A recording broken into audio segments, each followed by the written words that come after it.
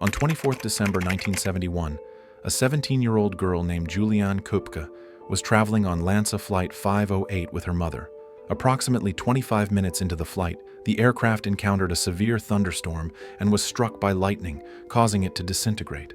Juliane clutched her seat tightly during plane crash into the Amazon rainforest. Miraculously, she survived the fall because of the seat. Juliane found herself alone in one of the most hostile environments on Earth. Despite suffering injuries, a broken collarbone, cuts, and a torn ligament, she managed herself and started walking in the dense forest. Her survival depended on her wits, determination, and the knowledge she had gained from her parents, who were zoologists.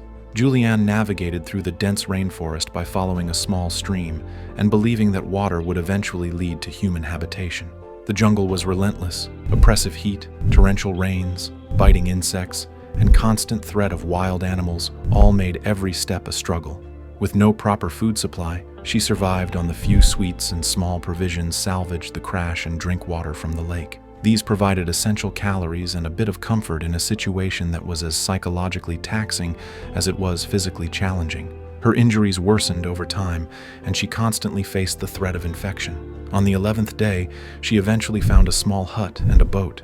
In a desperate bid to prevent further complications, she remembered a makeshift remedy her father had once used on their dog's infected wound. Using gasoline from the boat, she cleaned her maggot-infested arm wound, a risky but life-saving measure under the circumstances. Throughout those 11 days, every moment was a fight for survival.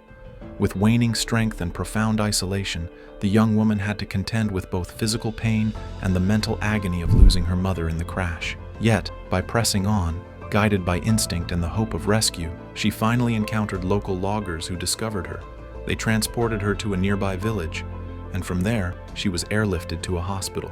Tragically, Juliane later discovered that her mother had initially survived the crash, but she was severely injured. The harsh condition in the jungle worsened her injuries, and a few days later, she died due to the injuries. Juliane's incredible story has been the subject of various media portrayals, including the 1974 film Miracles Still Happen and the 1998 documentary Wings of Hope by director Werner Herzog.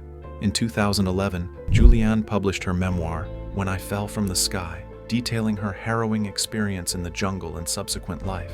Her story continues to inspire and is frequently cited in discussions about human endurance and the will to survive against overwhelming odds.